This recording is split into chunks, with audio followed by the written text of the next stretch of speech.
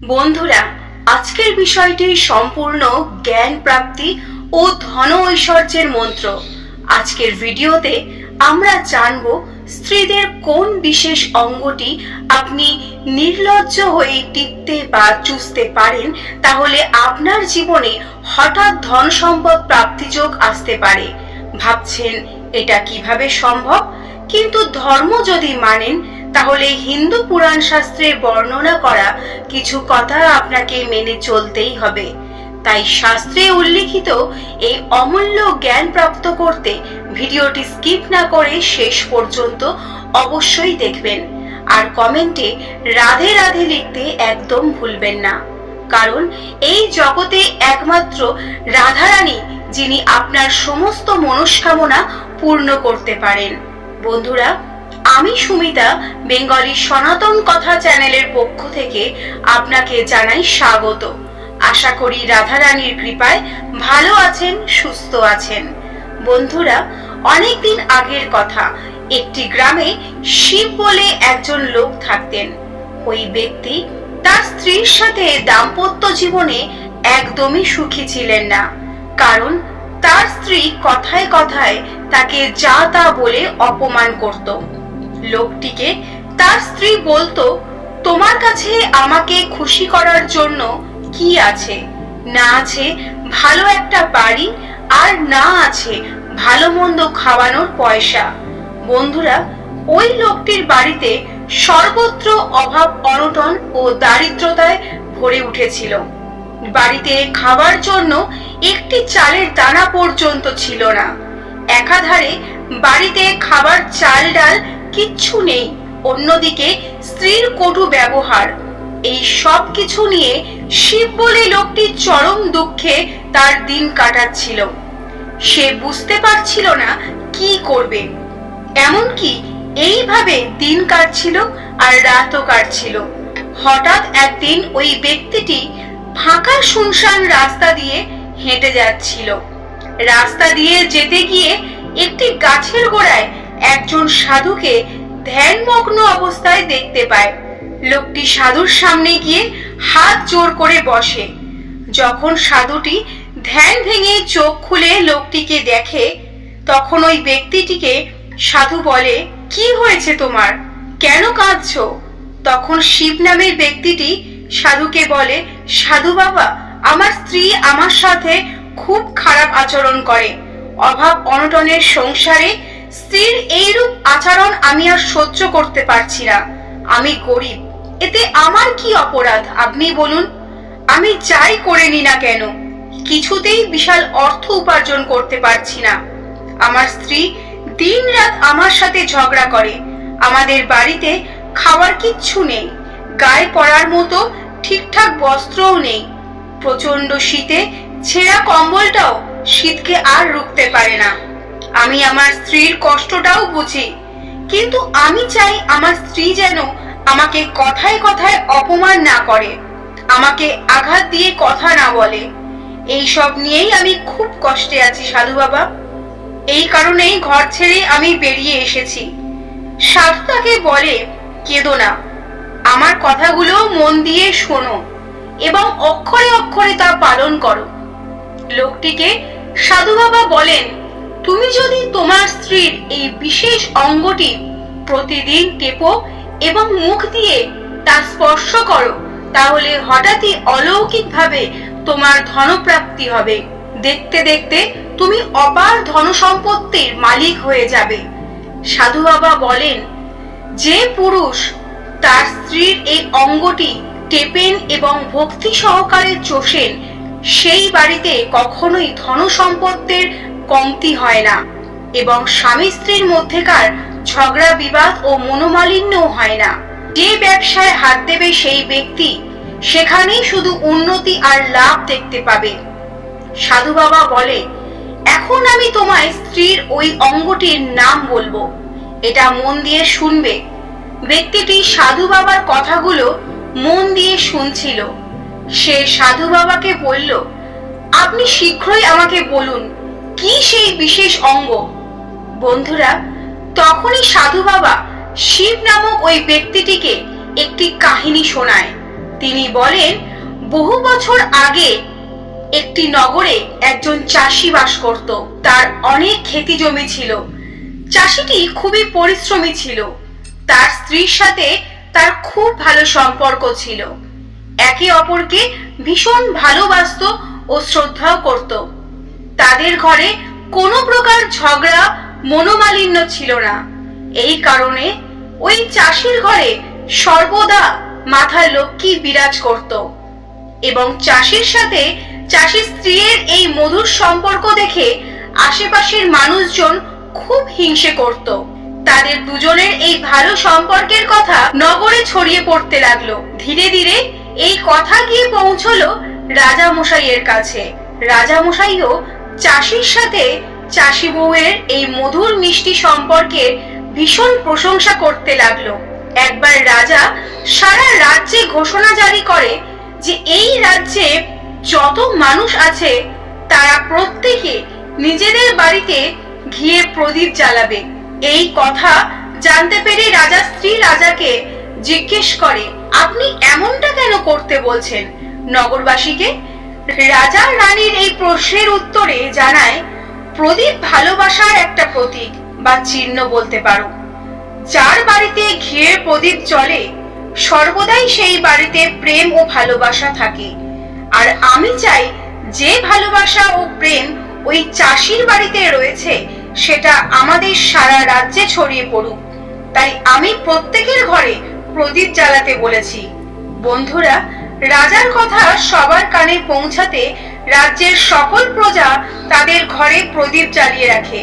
কিন্তু যখনই একটু রাত বাড়ে তখনই সবার ঘরে প্রদীপ নিভে যায়। কিন্তু ওই চাষির ঘরে প্রদীপ কখনো নেভে না। চাষির বউ তা কখনো নিভতেও দেয় না। চাষি এই নিয়ে কোনোদিন কিচ্ছু বলে না তার স্ত্রীকে।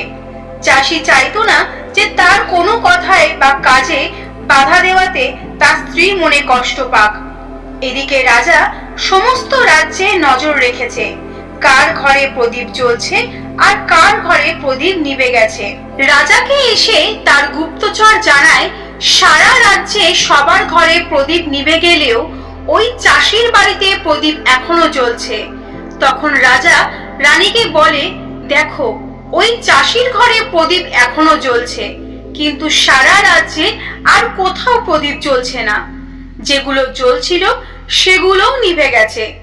এর মাধ্যমে বুঝতে পারা যাচ্ছে চাষির সাথে ওর স্ত্রীর কতটা মধুর সম্পর্ক। তখন রানী রাজাকে বলে, চাষির সাথে ওর বউয়ের যে মধুর সম্পর্ক আপনি দেখতে পাচ্ছেন সেটা একমাত্র ওর স্ত্রীর কারণেই সম্ভব হচ্ছে এবং এই কারণেই তাদের ঘরে এত প্রেম ভালোবাসা। এই কথা শুনে রাজা বলে, না, তোমার এই ধারণা সম্পূর্ণ ভুল রানী। চাষির ঘরে সুখের আসল কারণ তার স্ত্রী নয়, বরং ওই চাষি। এই নিয়ে রাজা রানীর মধ্যে বেশ কিছুক্ষণ তর্ক বিবাদ চলল। রাজার মতে চাষি বুদ্ধিমান, তাই তার কারণে ঘরে শান্তি ও প্রেম বিরাজ করে। আর অন্যদিকে রানী বলে চাষির স্ত্রী বোজদার, বুদ্ধিমতী, ওর কারণেই সংসারে ভালোবাসা ও প্রেম বিরাজ করে। এইভাবে তর্ক করতে করতে রাজা রানীর মধ্যে বিবাদ শুরু হয়।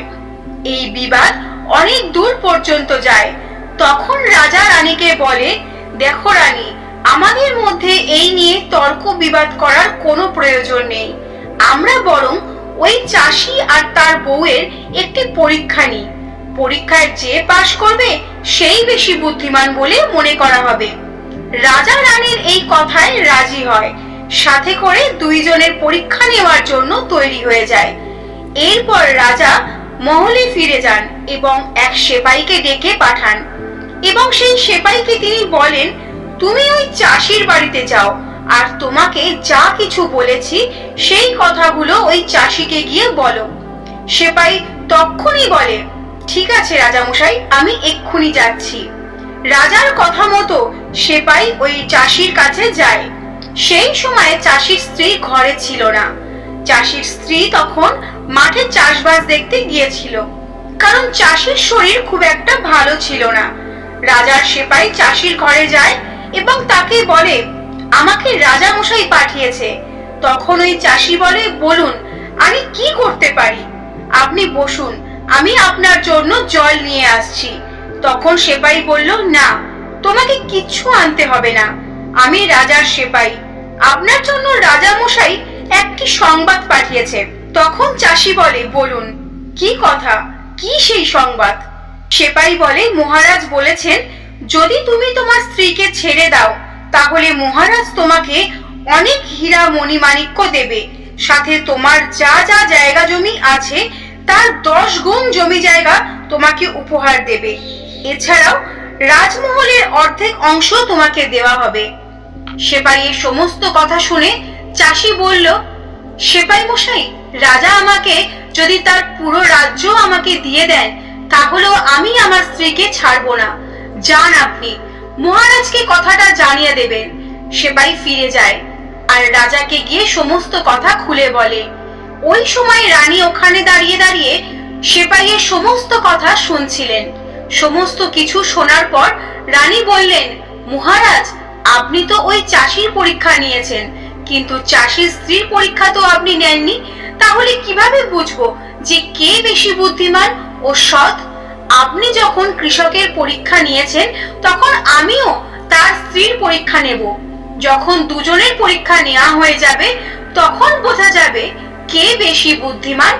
এই কথা শুনে তখন রাজা মশাই রানীকে বললেন, ঠিক আছে রানী, তুমি অবশ্যই চাষি বউয়ের পরীক্ষা নাও। এরপর রানীও একজন সেপাইকে ডাকেন এবং বলেন, আমি তোমাকে যা যা বলবো ঠিক তাই তাই তুমি চাষির বাড়িতে গিয়ে চাষির স্ত্রীকে বলবে। সেপাই রানীকে জিজ্ঞাসা করে, রানীমা, কি কথা বলতে হবে? রানী তখন সেপাইকে সমস্ত কথা বুঝিয়ে বলে। এরপর সেপাই চাষির বাড়ি যায় আর দরজার বাইরে দাঁড়িয়ে চাষির বউকে ডাকে। তখন চাষির বউ ঘর থেকে বেরিয়ে আসে আর বলে, বলুন কি হয়েছে, কেন ডাকছেন? সেপাই বলে, আমি রাজার দরবার থেকে এসেছি, আমাকে রানীমা পাঠিয়েছে। চাষির স্ত্রী বলে, বলুন কি জন্য পাঠিয়েছেন রানীমা? তখন সেপাই বলে, চাষি বাড়িতে নেই তো? তখন চাষির স্ত্রী বলে, না, তিনি খেতি করতে গেছেন। সেপাই বলে, রানীমা বলেছেন যদি তুমি তোমার স্বামীকে মেরে ফেলো তাহলে রানীমা তোমাকে অনেক হিরে জহরত দেবে, সাথে তার রাজপ্রাসাদের অর্ধেক অংশ তোমাকে দেবে এবং যতটা জমি তোমাদের আছে তার থেকে 10 গুণ বেশি জমি জায়গা তোমাকে দেওয়া হবে। এই কথা শুনে ওই চাষির স্ত্রী রাজি হয়ে যায় আর বলে, ঠিক আছে, যদি রানীমা আমাকে এত কিছু দেয় তাহলে আমি রাজি। আমি আমার স্বামীকে অবশ্যই মেরে ফেলবো। রানীমা কিভাবে বুঝতে পারবেন যে তুমি তোমার স্বামীকে মেরে ফেলেছো? এই প্রশ্নের উত্তরে তখন চাষির স্ত্রী বলে, আমার ঘরে ওই যে প্রদীপ জ্বলছে, যখন আমি আমার স্বামীকে মেরে ফেলবো তখন সেটি আমি রাত্রিবেলা নিভিয়ে দেব, তখন আপনি বুঝতে পারবেন আমি চাষিকে মেরে ফেলেছি। সেপাই এই কথা শুনে রাজপ্রাসাদে ফিরে যায় আর রানীমাকে গিয়ে সমস্ত কথোপকথন জানায়। চাষি বউয়ের কথাগুলো শুনে রানী অনেক আশ্চর্য হয়ে যায়। রানী আর রাজার স্ত্রী জাতির প্রতি ঘৃণা তৈরি হয়। ওই সময় রাজা তার রাজ্যে সমস্ত প্রজা আর সেপাইদের ডাকেন, বলেন, আমি কখনো চাই না আমার আর আমার স্ত্রীর লড়াইয়ের জন্য একজন নিরপরাধ চাষির প্রাণ যাক। তাই আমি তোমাদের একটা কাজ দিচ্ছি, তোমরা সবাই মিলে ওই চাষির বাড়ি যাও, চাষিকে সমস্ত কথা জানিয়ে দাও, সাথে করে ওই চাষির প্রাণ বাঁচাও, তা না হলে ওর স্ত্রী ওকে সম্পত্তির লোভে মেরে ফেলবে। এরপর সেপাইরা চাষির ঘরে যায় আর ভাবে, চাষির স্ত্রী তো চাষিকে রাত্রিবেলা মারবে বলেছে আর প্রদীপও তো রাত্রি নেভাবে বলেছিল, আমি বরং তার আগেই চাষির বাড়ি চলে যাই আর চাষিকে বাঁচিয়ে দিই।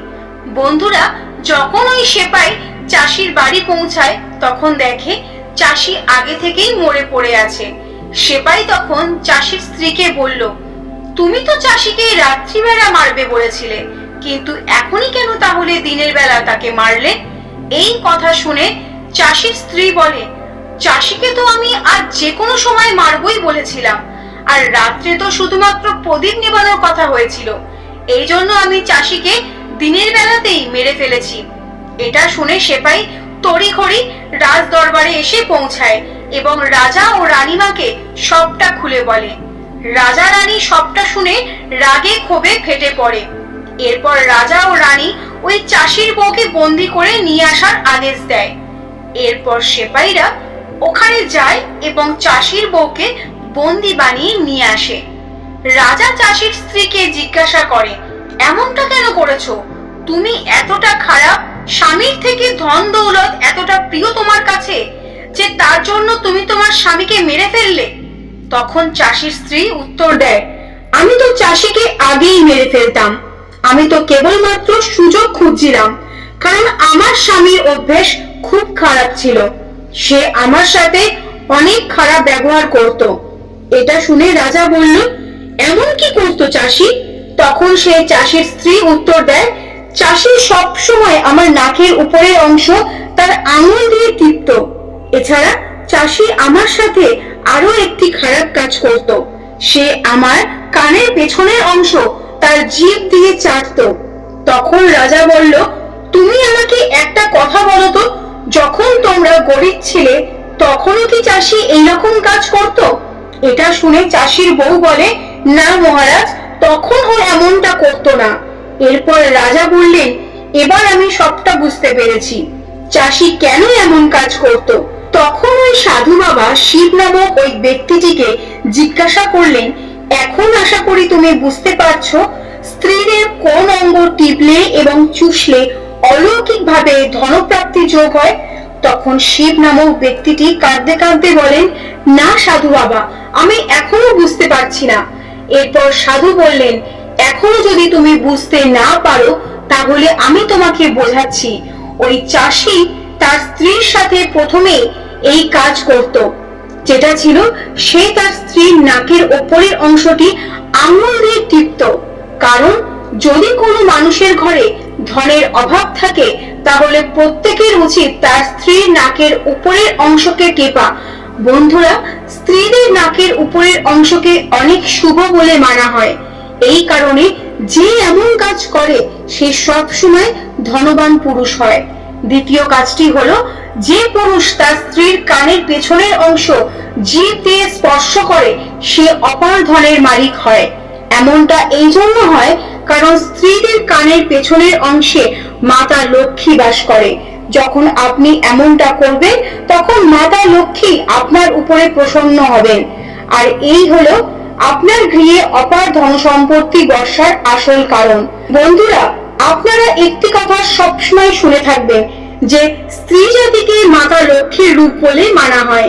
এই কারণেই সংসারে যে পুরুষ এই পবিত্র কাজ দুটি করে তার ঘর সদা সর্বদা ধন সম্পত্তিতে পরিপূর্ণ হয়ে ওঠে, যা এই কাহিনীতে কৃষক ও তার স্ত্রীর সাথে করত। কিন্তু যখনই আপনি এমন কাজ করবেন তার আগে আপনার স্ত্রীকে সমস্ত কথা বলে বুঝিয়ে নেবেন, তা না হলে এর অন্যথা হতে পারে। আপনার জীবনেও চাষির মতো অবস্থা নেমে আসতে পারে। তো বন্ধুরা, আজ এই পর্যন্তই। পরমেশ্বর শ্রীকৃষ্ণ আপনাদের মঙ্গল করুক।